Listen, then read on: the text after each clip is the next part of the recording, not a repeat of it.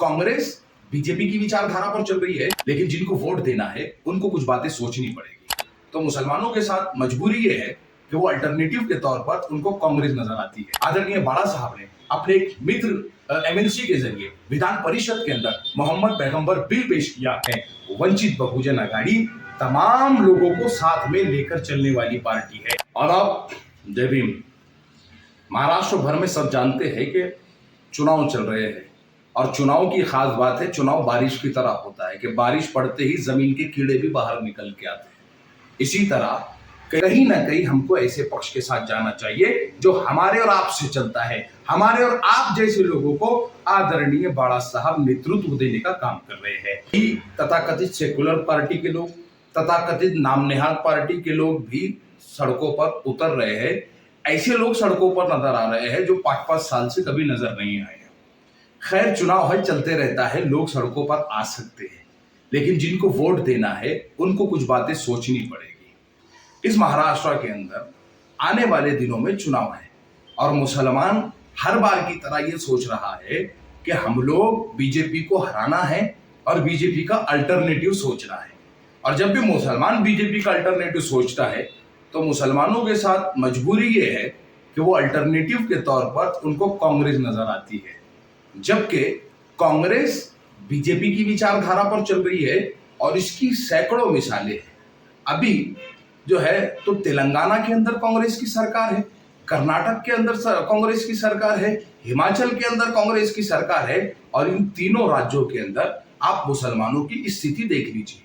हिमाचल प्रदेश की अगर बात की जाए तो कांग्रेस ने बीजेपी के नक्शे कदम पर चलते हुए और खास करके योगी बाबा के नक्शे कदम पे चलते हुए उधर बुलडोजर चलवाए।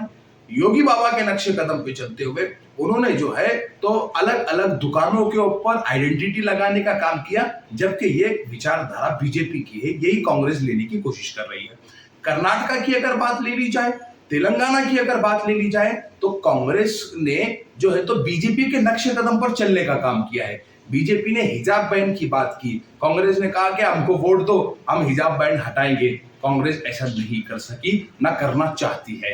कांग्रेस ने कहा कि बीजेपी जिस तरह मुसलमानों को दबा रही है हम उनको उठाने का काम करेंगे, और कांग्रेस मुसलमानों को दबाने का ही काम कर रही है। इसका उदाहरण इस जो है तो लोकसभा के अंदर आप देख सकते हैं कि 48 सीटों में कांग्रेस और कांग्रेस के अलायंस पार्टनर जो नए नवेले जो है तो सेकुलर हुए हैं, उनमें से एक ने भी मुसलमान को उम्मीदवारी नहीं दी और ना ही मुसलमानों के मुद्दों को उठाया है। लेकिन इन तमाम बातें जब मेरे और आपके सामने आती है तो मैं और आप ये सोचते हैं कि फिर मुसलमानों ने जाना किसके साथ चाहिए।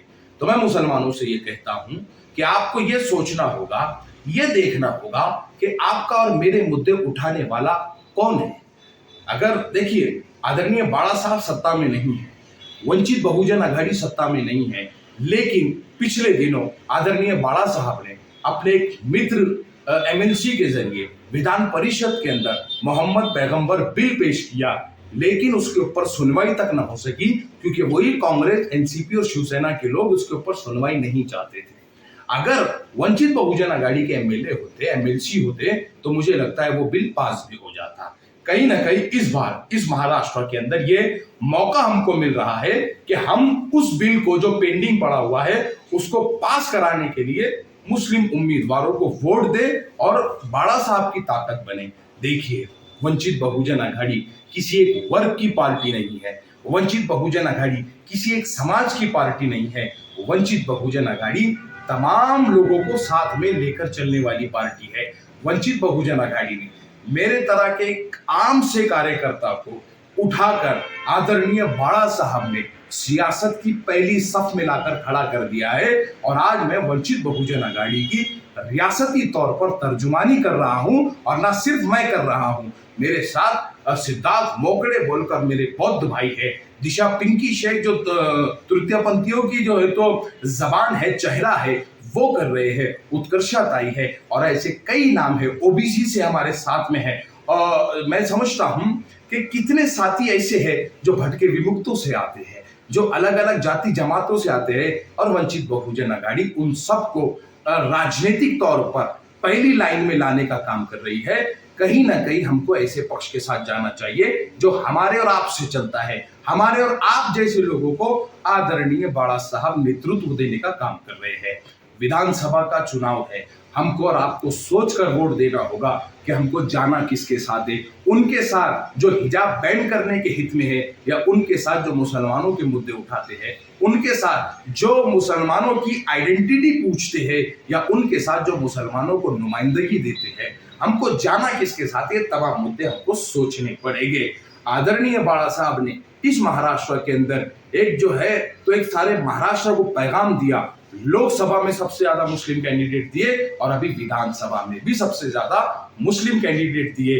मैं समझता हूं आप अक्लमंद लोग हैं, मैं समझता हूं आप सियासी तौर पर बेदार लोग हैं। साथ ही साथ मैं ये भी समझता हूं कि आप राज्य की हालत को बहुत अच्छे से समझते हैं। तो मैं ये भी यकीन रखता हूं कि इस बार आप वोट देते टाइम ये जरूर सोचेंगे कि हमारे लिए असल उम्मीदवार कौन है, हमारे लिए लड़ने वाला कौन है और हमारे लिए लड़ कौन सकता है। इन तमाम मुद्दों को मैं समझता हूं आप जहन में रखेंगे, सोचेंगे, अपने परिवार के साथ चर्चा करेंगे और आने वाली विधानसभा में सोच समझकर वोट देंगे। मैं समझता हूं इस बार तमाम समस्याओं का हल लेकर आदरणीय बाड़ा साहब आप तमाम के बीच में गैस सिलेंडर का चिन्ह दिया है। अपने अपने इलाके में अपने अपने कैंडिडेट के लिए वोट दीजिए और अपने तमाम मसाइल का हल निकालिए। बहुत बहुत शुक्रिया। मैं तैयब जफर, राज्य प्रवक्ता, वंचित बहुजन अघाड़ी।